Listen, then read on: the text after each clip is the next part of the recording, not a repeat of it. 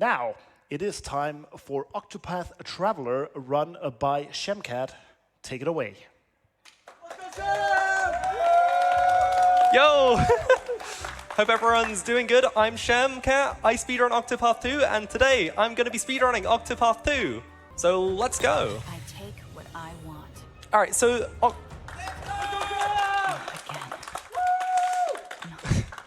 all right, so the combat in Octopath is based around two major mechanics. This is braking and boosting. So the first is braking. That happens when you hit an enemy with something they're weak to a specific amount of times. So each enemy has a set of weaknesses, either weapon types or elements. There are 6 of each in this game, and each enemy has a different set of weaknesses. And then there's boosting. So when they're broken, enemies take double damage, and so we can use our boosted attacks to deal more damage whilst they're in this phase of being broken. So we start off this first section by taking down 2 of these little goons, and then we can start to use this path action. So Throne is able to ambush people during the night, and yeah, that just gets them out of our way. And now there'll be another fight where we get to see more braking and boosting in action. So we can break this first guy with Throne's Darkest Night, which is a dark-based attack. And then the second guy we break with Scarachi's Axe. Third, we just hit with Pyro's Pierce Through. And then we do a set of boosted attacks on these enemies just to hit them whilst they're weak and get them down. Get them down really quick like that. So we should talk about our protagonist, Throne, now. So there are 8 main protagonists in Octopath 2, and the one we choose to start off with is Throne. So she is a thief, and her story is all about her being part of this gang called the Black Snakes, who rule the mean streets of New Galdera, and her goal is to get freedom from this group. She doesn't want to be part of it anymore. She wants to live her life as she chooses. Each character has their own separate story, but they're all interwoven into one major narrative. But we won't really be seeing that at all today. We are seeing very, very little of the story since this is the Super Boss speedrun. But to start off with, we have to start off Throne's story, just with Chapter 1. So Throne's other path action, during the day this time, since she is a thief, she can steal. Naturally. And we already get unlucky. So stealing is based on RNG. So there is a specific chance to steal any given item. So that one there was 80%, and I failed, because of course I would. But the rest of the ones we get during this chapter are all 100% guaranteed. So the one we are required to collect for the story is the brothel girl's clothes, since we need to break into this place called the Diamandi Estate in order to assassinate our friend Scarachi from earlier. Because that's what Father wants from us. That's what he wants.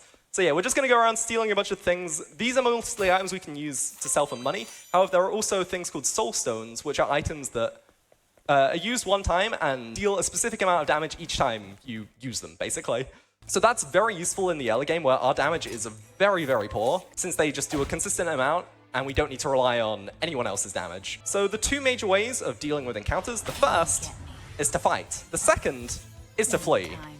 So we can just run away from any encounter we want. That one's pretty likely to get away from, so it's nice for that reason. And then we can also sprint through to just get through a little faster. So now we're against our first fight. Instead of Scarachi we're actually fighting Pyro, who is here to kill us. My turn. It's not a nice time in the Black Snakes. So yeah, we'll hit him 3 times with our Darkest Night, since he's weak to dark. Afraid of the dark. And then do a fully boosted Darkest Night to get some extra damage in. And then for the last 2 hits before he's broken, we will hit him with 2 hits of our sword attack. So Throne has daggers and swords she can use. And then we will use our soul stone. So that does big 400 damage, which is far more than anything Throne was doing before. Okay, this is a bad turn order, so I have to use a healing grape.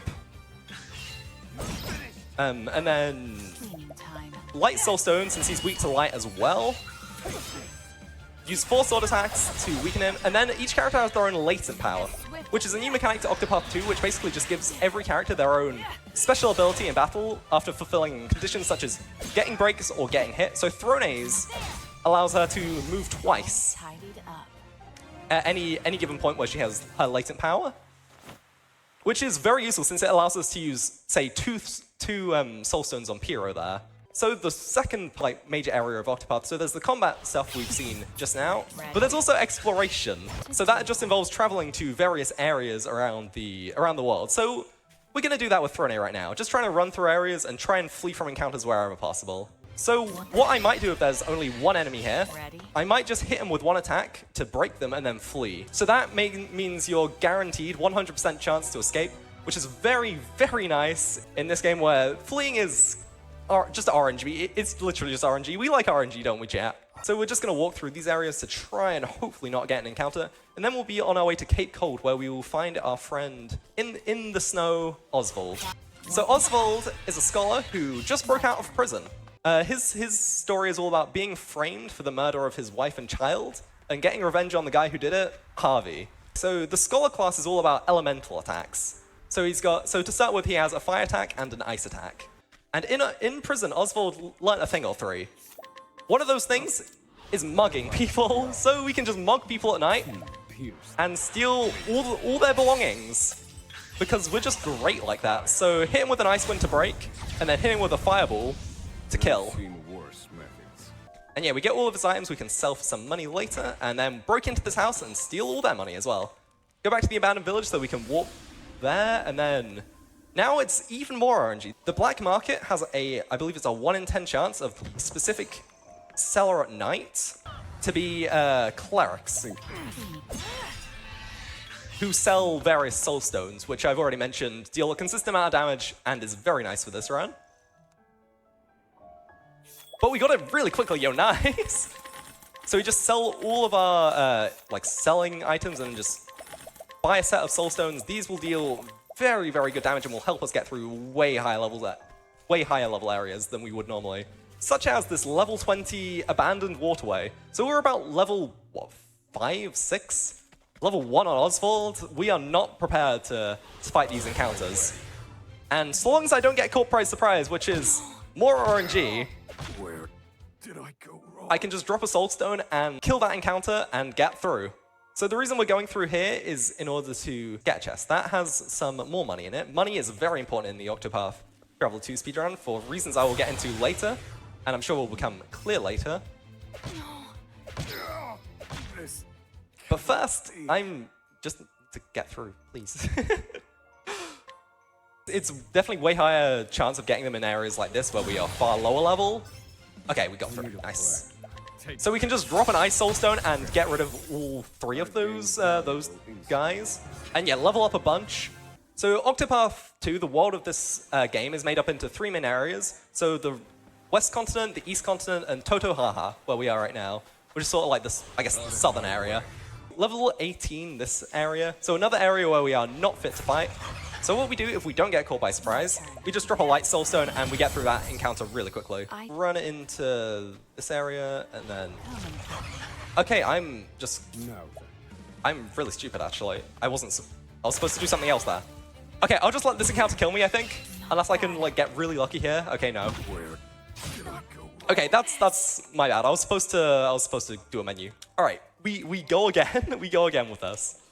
Okay, we didn't get caught by surprise. I was slightly worried about that. So instead of doing that, we're going to do a quick menu So it goes. and learn some skills on both of our characters.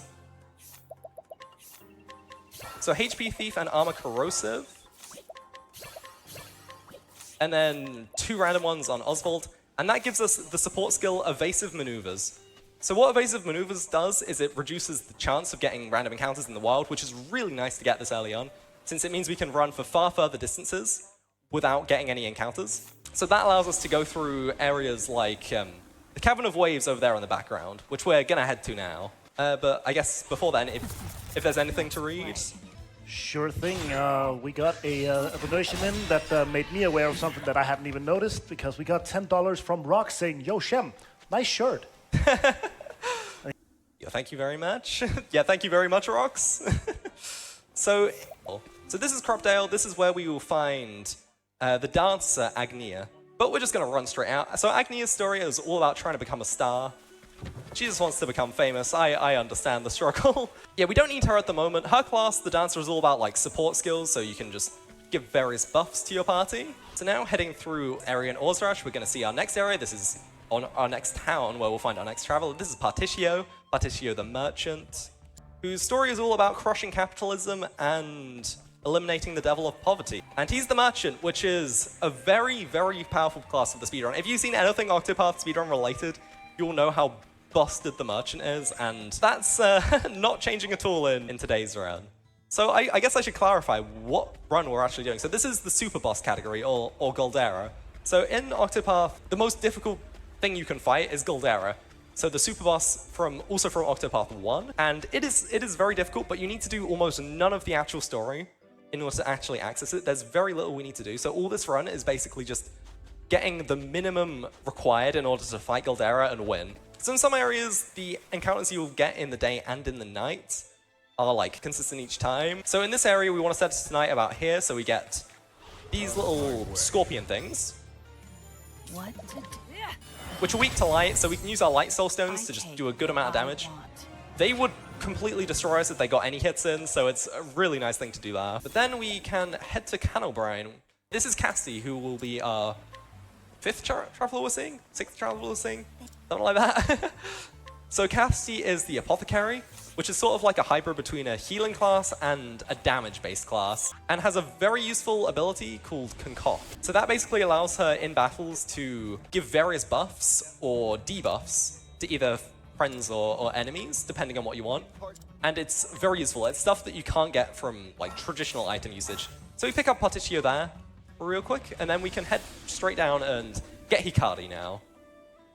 Who I actually neglected to mention. Yeah, Hikari is the warrior, who's a very physical damage-based class. And his story's all about trying to save his kingdom of Ku from his warmongering brother Mugen. And then we go over here, we can use Particio's purchasing ability to just buy a light nut from this boy, and also scrutinize with Oswald to get a fortifying nut. So these nuts, they basically allow for permanent stat increases in various areas for our party members. So basically, in this game, there are the main jobs each character has, so merchant, scholar, thief, but there's also sub-jobs that we can equip on our party members. So Throne can, for example, be an inventor, which we just unlocked here, and a thief. And the inventor is an interesting class. I'll get into like how it works later. But the way you unlock different skills rather than spending job points, you have to get various items throughout the world, and yeah, just give them to a car and he will teach you skills. And we get one little support skill on all of our characters from that, which is known as a step ahead. And a step ahead is the most broken thing in this entire game, probably. All right, let's see how it goes. Okay, didn't get encountered there. So step ahead, what it does, it just basically just gives any characters with equipped a free turn in front of everyone else. It's insanely strong. So it just allows us there to, without any worry, just get a break on the Armor Eater and drop a Light Soul Stone, and yeah, get rid of that encounter really quick. Then run up here, this is where we find the Merchant Guild. So in terms of like what we can get 2 merchants now in the party, so not just Particio, which means we have 2 points of access to merchant skills, which is really good. But first, before we run out of here again, we need to change Throne's job to a merchant, and then learn some skills. Yep, I know what I'm doing. All right, so one of the skills I learned there was very important. That is hired help. So what hired help does is it lets you pay money in order to get people to fight for you. And like soul stones, they do a set amount of damage no matter what your level is. But unlike soul stones, they destroy everything. They are insanely broken. You just need to make sure you've root your money around that and have loads of money on you. And then one more screen, and then we actually do a little bit of story. So the only other part of story we want other than Throne's Chapter 1 is Hikari's Chapter 2, for one very specific item later.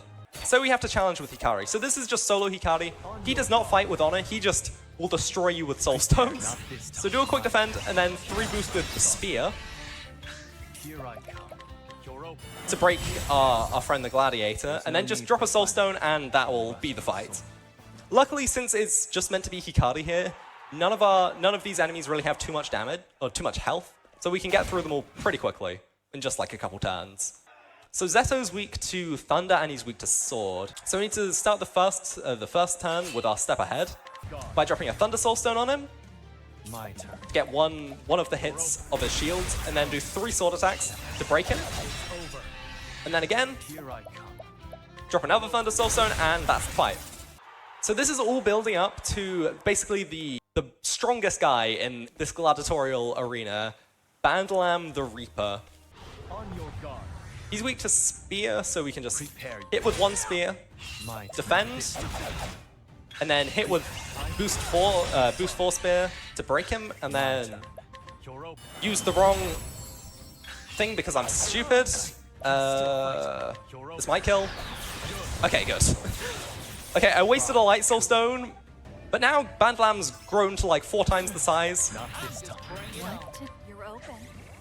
And we've got to beat him up again, but this time, all the squad is here. And Throne has hired help, so we can just buy some guards to discipline Bandalam and just hit him 4 times.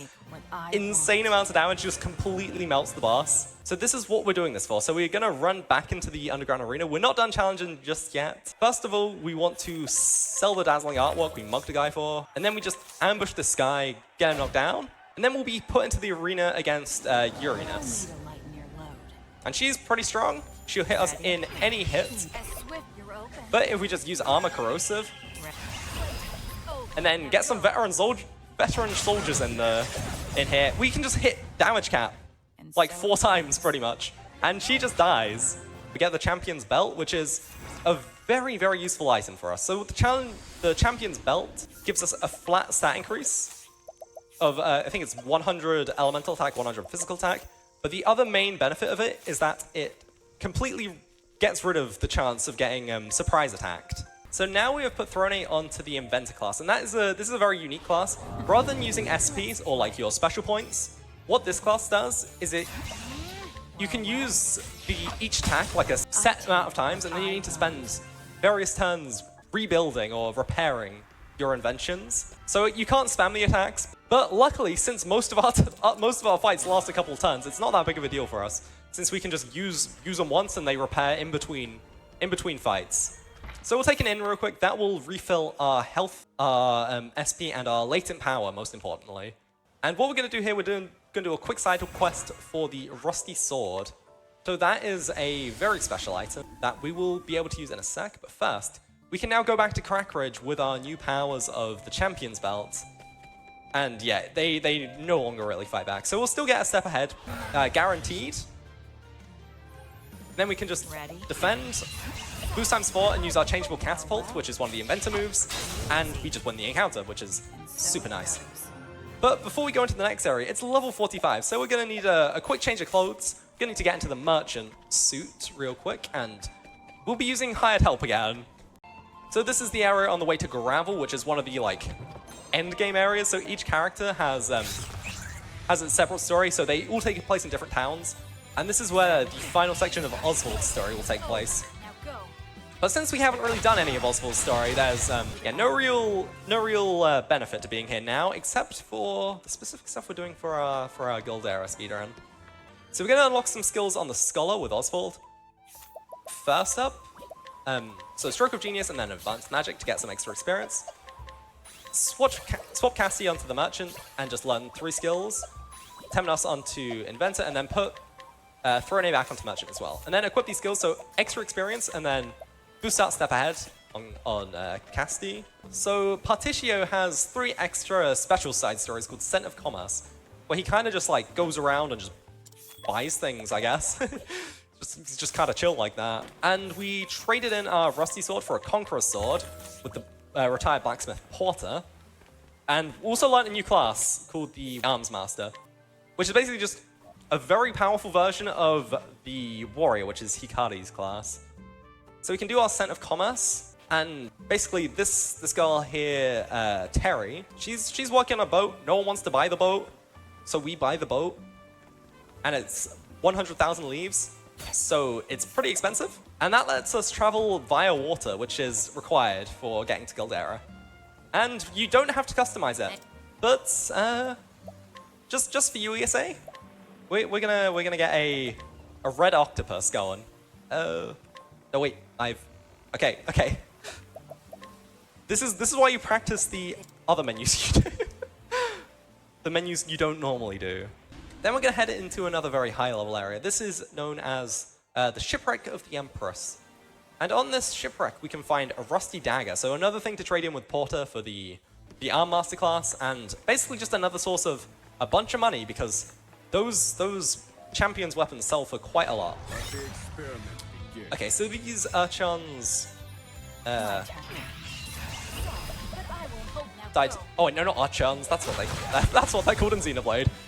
Yeah, those guys, they died to 4 guards. And up here we get the rusty dagger. So over here we're going to do the same encounter in Crackridge, so 4 times guards. Oh, not in Crackridge, in Gravel.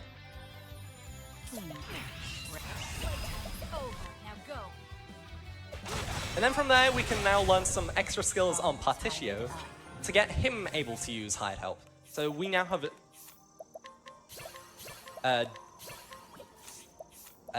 double merchants on deck right now. So that basically means double hired help, double damage. Nothing will survive. Everything is just going to be in a world of pain. Now we're going to run down here to fight these foreign assassins. So these guys are some really tough enemies, but we have hired help. So what we can do, we can just use 2 sets of hired help beastlings to get through these guys.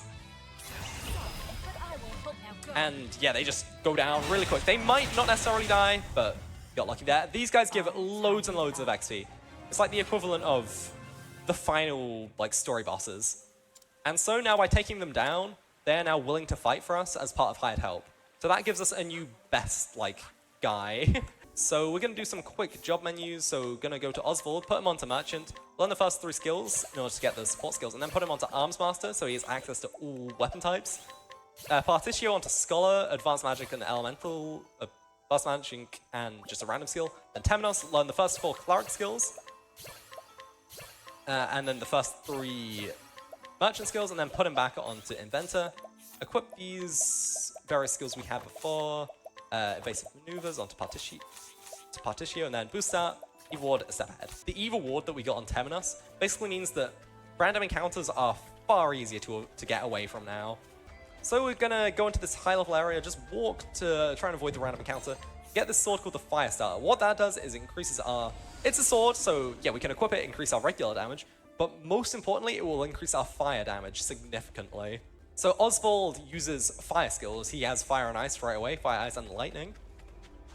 So we will be able to make him go really strong, really strong with his fire damage later down the line. But for now, we're still kind of being carried by hired help. We haven't gotten to that point just yet. Alright, so... who are we starting with? Oswald. So we're gonna boost 3 sword attacks, defend with Throne, and then use Critical Scope with Temenos. Critical Scope will make every attack guaranteed critical, so they just do a bunch of damage every attack. Use 4 times guards to hit a bunch of times, and then use times 4 Mystical Staff with Temenos to do damage cap twice and completely destroy the Quicksand monster. We're going down here in order to break into this guy's house. He has a chest with a book in it called... I should know what it's called. I've played Octopath 1. From the Far Reaches of Hell, yes. And that is one of the few items required in order to get to Galdera. So we're going to go to Porter again and refine our rusty weapons. So the axe we got just after fighting the Quicksand monster, and then the Dancer's Blade. So we're going to sell the Dancer's Blade, but not the axe. The axe is useful. So we're going to sell the Sunken God statue as well, and then the Dancer's Blade. Then head to Beasting Bay in Totohaha. So dequip step ahead on these 2 characters, and then on Temenos, give him peak performance. So what peak performance does is it increases the damage dealt when our party member is at full HP, which ideally will be the whole time, since the goal of a lot of our fights is to do the fight without taking any damage whatsoever. We just want to completely not interact with the boss at all. And we're going to head into Beasting Village to say hello to our friend Ochet. This is the 7th Traveler we will be taking along with us. Ochet is the Hunter, which is not a class we use anything of in this run, actually. The Hunter's not the best for the speedrun. But Ochet's story, she's basically a Pokemon master. I need to make sure I grab the Light Soul Stone off this lady in here, since I wasted mine earlier because I am good at this game. So with the light source stone, and then inventory, powering Lychee twice on Ochette to fill up her latent power. Jobs, Throne, yes. Learn the rest of the thief skills, and then on Ochette, we're going to put her onto merchant, learn 2 skills and hired help. And put some support skills on. Life in the Shadows will increase the amount of XP you get during the night. Peak performance, step ahead. I was supposed to do that the other way around, but whatever. Just start step ahead and then take off step ahead from Temenos. So we can buy some blessed vestments. Is that what we're getting from here? Yeah. So this is an accessory or an equipment item we can put onto Oswald, which will increase his elemental damage primarily. So equipment we don't really need to buy in this game since we don't plan on getting hit. And so by just buying these equipment, they're mostly to prioritize our damage pretty much. So scrutinize this girl with Oswald to find a hidden item, and then we can buy another hat off this lady. Save some money with Partitio's hire. And get a magic nut over there, and then we will head back to Montwise. So now we need to quickly optimize Oswald. This will give him things like the Fire Starter and the Scorchbone Spear, which will increase his fire damage significantly. This area near Stormhail is kind of like a secret area. It's not accessed in the same way as most other of these like sub-dungeons are accessed. Because for this one, we need to have 3 of our characters guiding someone. So Agnia's Allure, Partitio's Hire, and Temenos' Guide allow us to have seven like people with us, and that will just increase the weight of this and will make the bridge fall down. So the warrior class very physical based, but we want it for one particular skill, which is it's called Deal More Damage, which increases the damage cap from 9,999 to 99,999, so a very significant increase, and an increase that will be needed to tackle the final bosses of this run. The 2 encounters during the night, and then skills. Put step ahead back on everyone else. Then this is Gigantes. So he will recover shield points every turn, I believe, but that is an issue if you just break through shield points before that point. My turn. So by optimally hitting all of his weaknesses, you can just get through really fast. Get him on the 2nd turn before he can use any actions. And then use some strong attacks from Partitio and Temenos to hit damage cap like a million little times and win, basically. And that will reveal George's Lazuli or whatever he's called. And he knows how to decipher ancient languages. So we just scrutinize him, and he will teach us. Yippee! Crit scope. And then, yeah, Skull Skills, Advanced Magic. So Advanced Magic is a buff you can apply to Oswald, which will increase the amount of... which will basically just allow his skills to hit twice, which is very useful. So before we go into the final boss, or no, not the final boss of this dungeon, we're gonna unlock a bunch of skills on Oswald, on the warrior class to allow him to deal more damage. Lost Tribe Staff, which we picked up, and the Finisher's Claws, which are 2 very important items to just deal a bunch of damage. And then give him 2 magic nuts to increase his magic damage, and then we will support skills, deal more damage. I did everything correctly, alright? I think so. Alright, so this is the Dreadwolf. This guy has quite a lot of shield points we need to break through real quick. So we're going to defend with these 2. Scholar Skills, Advanced Magic on Oswald. Very well. Inventor Skill is Critical Scope, so every hit is now critical. And then defend with Partitio. It's weak to Spear, so we can just hit a bunch with Spear. Use Thorny's Latent Power to get 1 extra hit on the Spear before, so that we can actually hit, and then use Oswald's Latent Power. So Oswald's Latent Power, so all of his attacks are AoE. Until we use his Latent Power, then they do increased single hit damage, which is very, very useful, since we can just target 1 enemy and do insane amounts of damage to that single enemy, which is very, very nice.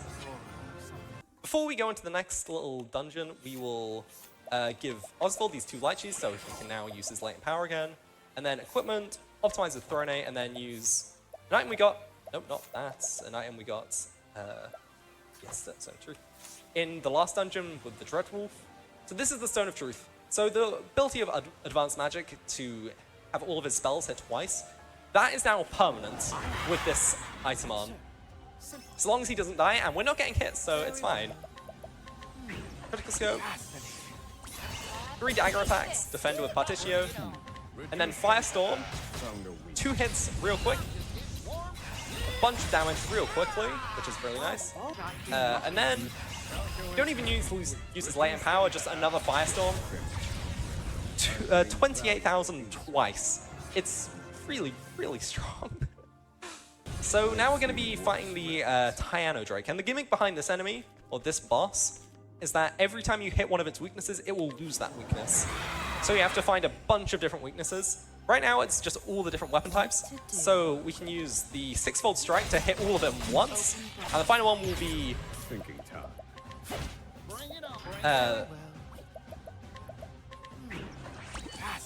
the final one will be bow, which you can hit with Partitio real quick. And then use a quick latent power Firestorm. And then use a Lionheart's Axe, a really strong Arm Master skill. And then use a Mystical Staff with Tamanos to just hit like 4 damage caps in a row. And it's pretty strong. It's pretty strong. Then we're going to head back over to Windsbloom, where we were much earlier on in the run. So this man here has a special item called a Red Apple, which will fully fill up your BP gauge. So we're going to teach 2 skills on the Dancer, and then all of the skills on the Cleric. For one specifically called Elfric's Blessing, which is a buff you can apply, which will mean the character you buff will go again at the end of the turn. Basically just get another free turn, which is very helpful. So we're going to put these Unerring Bonuses onto Hikari. These will increase his accuracy. Since he's pretty low level, we need to make sure he's actually hitting the hits he needs to hit. And then we're going to go to the inn again to fill a bunch of latent power up. And then now, I believe, okay, maybe not quite. We're going to make our way to Galdera. We're getting very close now. Let's get onto the water. One pretty big menu here. So we're going to now teach Throne a bunch of warrior skills, so she can now deal more damage. Put her back onto Arms Master. Put Agnia onto Inventor, learn 2 dance skills on Temenos, and then learn these 2 specific skills on the Scholar for Temenos. Inventory. Okay. Heal Oswald for the peak performance buffs. And then just use all of the nuts we've accumulated on our run, mostly onto Throne, but the ones to do with magic we put onto Oswald. So Champion's Belt onto Throne, and then Finish Claws, and then Fang of Frosty. Give Throne the Giant's Club to increase our physical strength. Skills. Aber's Reckoning is what's known as a divine skill, which is very strong. It's just a very strong AoE attack, pretty much, based on your speed, which Throne has a lot of. So Step Ahead, Shogozan, Evasive Maneuvers on Temenos. Okay, now one final sub-boss fight. So this one's very simple. Critical Scope with Agnia. Very well. Give Throne Here you go. 1 boost point, and then defend with our 2 damage dealers. And then we can just do a full boost Firestorm. And a full boost Aber's Reckoning. And it just gets completely destroyed real quick like that. What I want. So yeah, just a quick sail, and then on this island called question mark is where the Gate of Finis lies. And within the Gate of Finis, we find Galdera. So before that, we need to do a quick little menu. So we're going to put Oswald onto the Arcanist and learn 4 skills real quick. That'll give us a thing called Price of Power, which doubles the cost of things, but also increases the damage significantly. So we're going to have to put the Fire Start and Scorchbone Spear back on. Skills. 2 of these on Agnia, and then 2 of these on Temenos. Support skills, Life in the Shadows for some strength. We want to get rid of that and this, Price of Power and Elemental Augmentation. And the show goes on. I believe that's the entire menu. I hope that's correct. Made sure to turn it tonight as well so we get the buffs. That's very important. So now, Galdera. So this is a fight split into 2 parts. We need to split our party up. So one party is going to be based around Oswald damage, one is going to be based around Throne damage. And here we go. So first things first,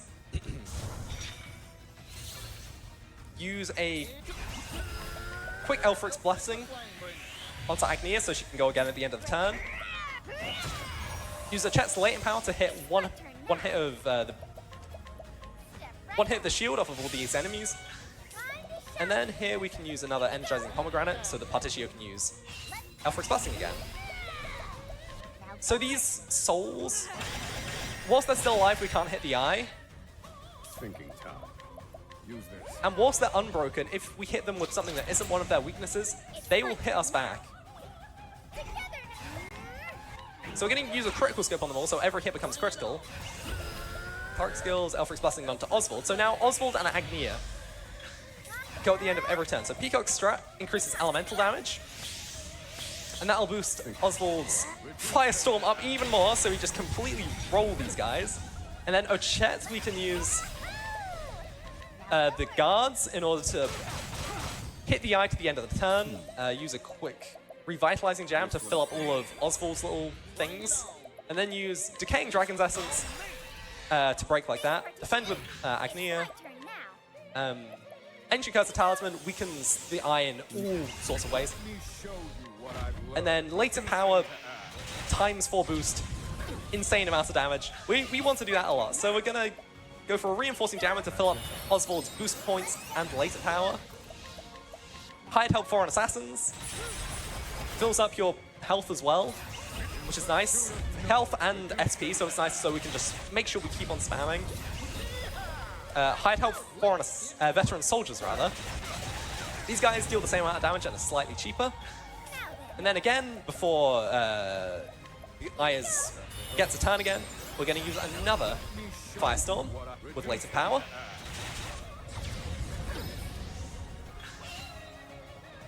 So now it's on to its final phase. It won't do an attack with this turn, it will just give itself 16 shield points. Which is a lot to break through, but we've got the strats. So defend with Particio and Agnia, and then Lightning Blast to hit 2 of the weaknesses. It's weak to lightning, and it's also weak to light, which we have. So an event skill Elemental Bomb Bottle will hit 8 times since all 5 weaknesses are revealed. And then use Foreign Assassins will hit all the we'll use the dagger attacks, so it hits all of those weaknesses as well. And then with Ochet, we can use an Empowering Light Sheet onto Oswald to fill up his latent power gauge. And then one final latent power Firestorm will get it. So now we are praying for a 1 in 3 chance. So, or a 2 in 3 chance rather. So pray for that so I don't have to do this fight again. We need, okay. Lovely, that's not what we wanted. So we want either Casti or Hikari to go before Temenos. We didn't get that. So that's unfortunate. So now we just need to, we can't win this fight now, so we just need to let it wipe us. And then hopefully this is the last Firestorm this time. Alright, so we need Temenos to be either after Casti or Hikari. That's unlucky again! Then please, please be nice this time. Temenos, please just go at the end of the party. I swear to God. Alright, alright. More praying, please, please, Prage. I don't understand. I do not understand. That's 2 runs in a row now. I've gotten 1 in 27 odds, I believe. So I guess I will just try the consistent route now. Yeah, I hope you are enjoying the eye fights. Because I sure am loving this this experience. I think I can say that we are all enjoying this I-fight, aren't we? Let's give him some hype and pray for the RNG. Let's get this fight done.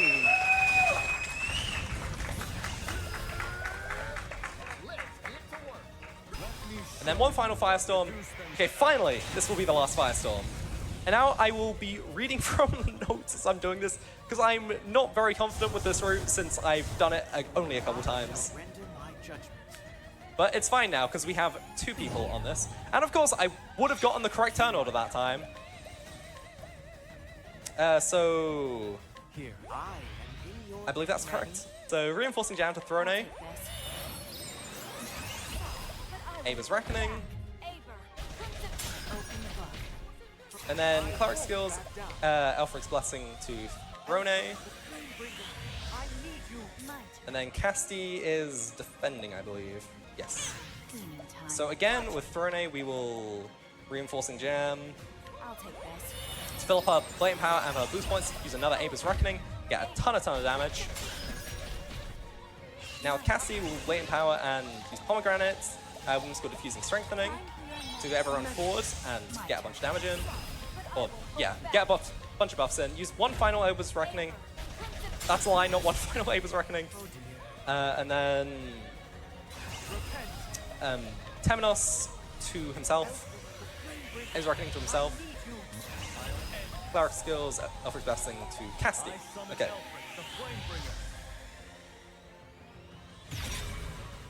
So Temenos will use Revitalizing Jam onto Throne. Throne will dagger times 4,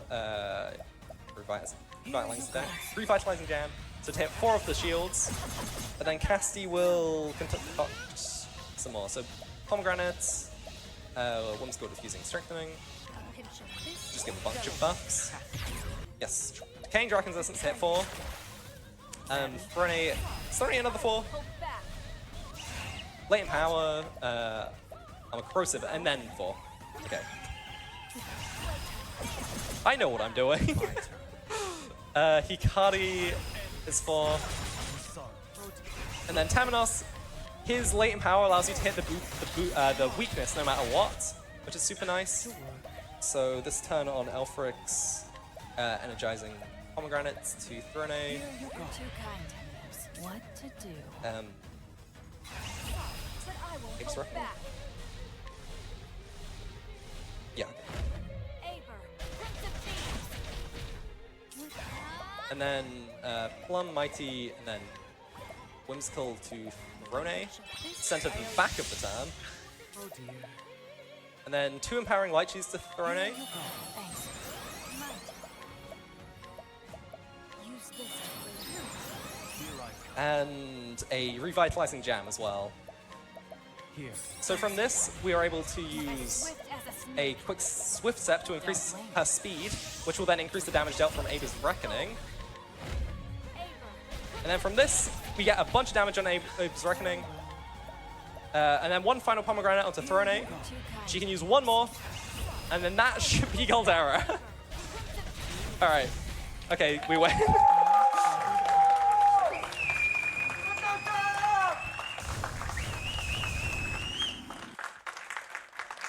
So that fight took me slightly longer than expected at time.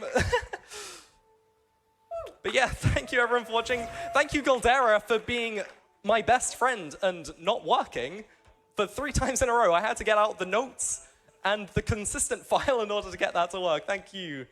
Yeah, thank you for everyone who donated during that. Thank you for everyone who was watching live or at home. Yeah, thanks. Yeah. Yeah, and a big thanks to you as well, Shemcat. Let's give him one last round of applause for that amazing run, even though it had some real struggle with the RNG at the end. I do have a few messages right here at the end.